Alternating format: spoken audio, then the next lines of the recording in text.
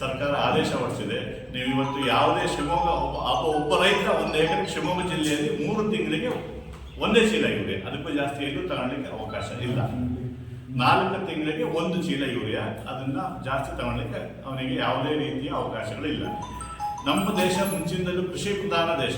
ಭಾರತ ಇವತ್ತು ಇಷ್ಟೊಂದು ಮುಂದುವರಿಲಿಕ್ಕೆ ಕಾರಣ ಕೃಷಿಯಿಂದಲೇ. ಇವತ್ತು ಆ ಕೃಷಿ ಪ್ರಧಾನ ದೇಶದ ರೈತನ ಬೆನ್ನೆಲುಬಿಗೆ ಇವತ್ತು ಇವರು ಯೂರಿಯಾವನ್ನ ಒಂಥರ ಚಾಕು ಹಾಕಿದಂಗೆ ಇದೆ. ಯಾಕಂದ್ರೆ ಮುಂದೆ ರೈತರಿಗೆ ಒಂದು ಬೆಳೆ, ಯಾವುದೇ ಬೆಳೆಯಾಗಿ ಒಬ್ಬ ಭತ್ತ ಇರ್ಬೋದು, ಜೋಳ ಇರ್ಬೋದು, ಶುಂಠಿ, 1 ಚೀಲ ಯೂರಿಯಾದಿಂದ 1 ಎಕರೆಯಲ್ಲಿ ಏನೂ ಮಾಡಲಿಕ್ಕೆ ಸಾಧ್ಯ ಇಲ್ಲ. ಈಗ 10 ಚೀಲದಿಂದ 1 ಚೀಲಕ್ಕೆ ಬಂದಿದೆ. ಈಗ ಇದರಲ್ಲಿ ಯಾವುದೇ ಬೆಳೆ ಬೆಳಲಿಕ್ಕೆ ಸಾಧ್ಯ ಇಲ್ಲ. ಮುಂದೊಂದು ದಿನ ರೈತ ಆರ್ಥಿಕವಾಗಿ, ಮುಂದಿನ ವರ್ಷ ಏನು ಜಾಸ್ತಿ ಬೇಡ, ಮುಂದೆ ಒಂದೇ ಒಂದು ವರ್ಷದಲ್ಲಿ ರೈತರು ಆರ್ಥಿಕವಾಗಿ ಹುಟ್ಟುತ್ತಾರೆ ಅನ್ನೋದನ್ನ ಇದ್ರ ಮುಖಾಂತರ ಸ್ಪಷ್ಟವಾಗಿ ಹೇಳಲಿಕ್ಕೆ ಬಯಸ್ತಾ ಇದ್ದೇನೆ.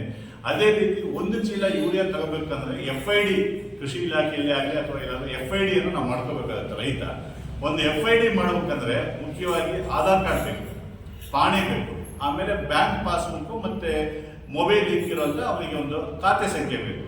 ನಮ್ಮ ಮಲೆನಾಡಲ್ಲಿ 100ಕ್ಕೆ 50% ಜನ ಸೊಪ್ಪಿನ ಬೆಟ್ಟ, ಕಾನು, ಗೋಮಾಳ, ಸರ್ಕಾರಿ ಜಾಗ ಹಾಗೂ ಮುಖ್ಯವಾಗಿ ನಮ್ಮ ಶರಾವತಿ ಸಂಸ್ಕೃತಿ, ಅವರಿಗಿನ್ನು ಸರ್ಕಾರದಿಂದಲೇ ಒಂದು ಪಾಣಿ ಸಿಕ್ಕಿಲ್ಲ. ಈ ಥರ ಇದ್ದಾಗ ಅವನು ಹೆಂಗೆ FID ಮಾಡಲಿಕ್ಕೆ ಸಾಧ್ಯ? ನಮ್ಮ ಸಾಗರ ತಾಲೂಕು ಉದಾಹರಣೆ ತಗೊಳ್ಳೋದಾದ್ರೆ 50% ರೈತರಿಗೆ ಯೂರಿಯಾ ಗೊಬ್ಬರ ಸಿಗುವುದೇ ಇಲ್ಲ. FID ಪ್ರಕಾರ ತಗೋಬೇಕಂದ್ರೆ 50% ರೈತರಿಗೆ ಯೂರಿಯಾ ಸಪ್ಲೈ ಇಲ್ಲ. ಈ ರೈತರು ಏನು ಮಾಡೋದು ಮುಂದೆ? ಇವ್ರು ತಪ್ಪಾಯಿತು. ಇದು ಮುಂಚಿನಲ್ಲೇ ಅವರು ತಮ್ಮ ಜೀವನೋಪಯೋಗಕ್ಕಾಗಿ ಬೆಳೆ ಬೆಳ್ಕೊಂಡು ಬಂದಿದ್ದಾರೆ. ಈಗ ಇದು ಗೊಬ್ಬರ ಸಿಗಲಿಲ್ಲ ಅಂತ ಅವ್ರು ಏನು ಮಾಡಬೇಕು ಮುಂದೆ? ಹಾಗಾಗಿ ನಮ್ಮ ಸಂಯುಕ್ತ ರೈತ ಸಂಘ ಆಗಿ ಟೋಟಲಿ ಕರ್ನಾಟಕ ರಾಜ್ಯದಲ್ಲಿ ಇದ್ರ ಬಗ್ಗೆ ದೊಡ್ಡ ಹೋರಾಟ ನಡೀತಾ ಇದೆ.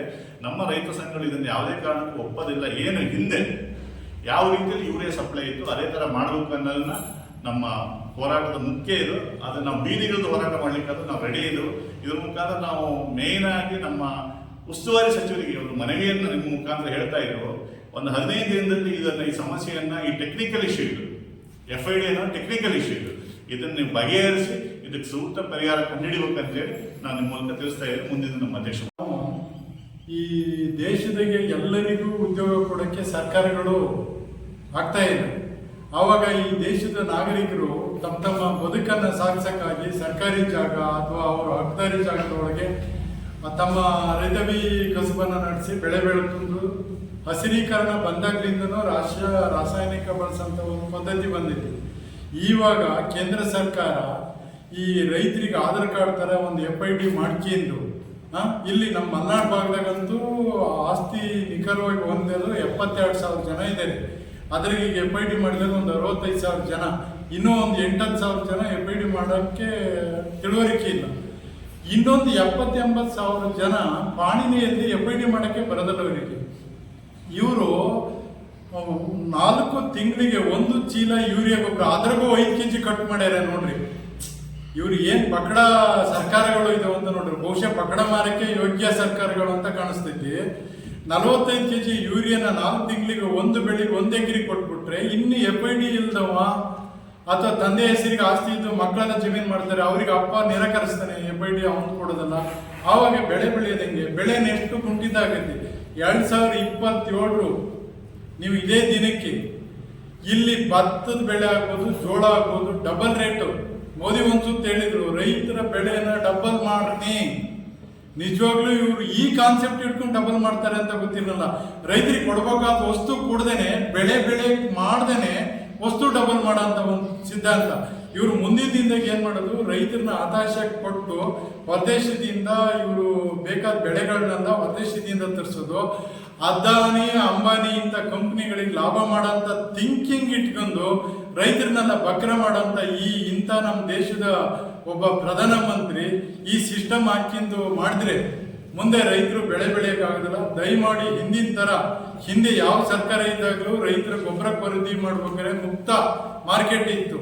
ಮುಕ್ತ ಮಾರ್ಕೆಟ್ನಿಗೆ ನಮಗೆ ಯೂರಿಯಾ ಆಗ್ಬೋದು, ಬೇರೆ ಗೊಬ್ಬರ ಕೊಳ್ಳೋಕ್ಕೆ ಅವಕಾಶ ಮಾಡಿಕೊಡ್ಬೇಕು. FID ಅನ್ನೋದು ಗೊಬ್ಬರ ಖರೀದಿ ಮಾಡೋಕೆ ಬಳಸಕ್ಕೆ ಅಗತ್ಯನೇ ಇಲ್ಲ. ಇದೆ ರಾಜಕಾರಣಿಗಳ ಹತ್ರ 1000 ಎಕರೆ ಇದ್ದರಿಗೆ ದಾಖಲಾತಿ ಇಲ್ಲ, 1 ಎಕರೆ 2 ಎಕರೆ ಇರೋರಿಗೆ FID ಮಾಡ್ಕೊಂಡು ನಾಟಕ ಮಾಡಂತ ಈ ಎರಡೂ ಸರ್ಕಾರಗಳನ್ನ ರೈತರು ಮತ್ತೆ ಕ್ಲೀನಾಗಿ ಅರ್ಥ ಮಾಡ್ಕೋಬೇಕು ಅಂತೇಳಿ ನಾನು ನಿಮ್ಮ ಮುಖ ಮುಖಾಂತರ ಹೇಳ್ತಾ ಇದ್ದೀನಿ. ಮತ್ತೆ ರೈತರಿಗೆ ಈ ಬಾರಿ ದಪ್ಪ ವಿಲಾಸ ಭತ್ತನ ಕೃಷಿ ಇಲಾಖೆ ಕೊಡ್ತಾ ಇಲ್ಲ. ರೈತರು ಇದ್ರ ಬಗ್ಗೆ ಗಮನ ಕೊಟ್ಟು ರೈತರ ಹತ್ರ ಎಲ್ಲೈತೆ ಆ ಭತ್ತನ ಅವರೇ ದಾಸ್ತಾನು ಮಾಡ್ಕೋಬೇಕು. ಕೃಷಿ ಇಲಾಖೆ ನಾವು ಕೇಳಿದ್ರೆ ಅದನ್ನು ಒಂದು ಸುತ್ತು ನಾವು ತಂತ್ರಜ್ಞಾನ ಬಳಸಿ ಮಾಡಿದ್ಮೇಲೆ ಇಂತಿಷ್ಟು ವರ್ಷದ ಮೇಲೆ ಮತ್ತೆ ಪುನಃ ಮಾಡಕ್ ಬರೋದಿಲ್ಲ ಅಂತ. ಯಾಕೆ ಅದೇ ತಳಿನೇ ಮತ್ತೆ ಮಾಡಕ್ ಬರೋದಿಲ್ಲ ಅವರಿಗೆ. ಈಗ ಮುಂದಿನ ದಿನದಾಗೆ ರೈತರಿಗೆ ಆ ಭತ್ತದ ಸಮಸ್ಯೆಗಳು ಚಾಲು ಆಗುತ್ತೆ. ಮತ್ತೆ ಎರಡನೇದಾಗಿ ಮಳೆ ಮಾಪನಗಳು ಹೋಚುದು ಕೆಟ್ಟೋಗ್ಯವು ಅಂತ ಹೇಳಿ ರೈತರಿಗೆ ಇನ್ಶೂರೆನ್ಸ್ ಬರ್ತಾ ಇಲ್ಲ. ದಯಮಾಡಿ ಮಳೆ ಮಾಪನಗಳನ್ನ ಬೇಗ ಕಂದಾಯ ಇಲಾಖೆ ಮತ್ತೆ ಕೃಷಿ ಇಲಾಖೆಯವರು ರಿಪೇರಿ ಮಾಡಿ ಮುಂದೆ ರೈತರಿಗೆ ಅನುಕೂಲ ಆಗೋ ಥರ ಅಂತ ಮಾಡಬೇಕು ಅಂತ ಹೇಳಿ ನಮ್ಮ ಸ್ನೇಹಿತರು ರಾಸಾಯನಿಕ ಗೊಬ್ಬರಗಳ ಬೆಲೆ ವಿಪರೀತ ಜಾಸ್ತಿ ಆಗ್ತಾ ಇದೆ, ದಿನದಿಂದ ದಿನಕ್ಕೆ ಏರ್ತಾ ಇದೆ. ಉದಾಹರಣೆಗೆ ಪೊಟ್ಯಾಷಿಯಂ ರೇಟ್ 50 kg 1 ಚೀಲದ ಬೆಲೆ 1900 ಇದ್ದಿದ್ದು ಇವತ್ತು 1900 2200 ತನಕ ಏರ್ತಾ ಇದೆ, ದಿನ ಏರ್ತಾ ಇದೆ. ಈ ಡೀಸೆಲ್ ಪೆಟ್ರೋಲ್ ಬೆಲೆನೂ ಕೂಡ ಈ 12 ದಿವಸದಲ್ಲಿ 4 ಸರಿ ಏರಿಸಿದೆ.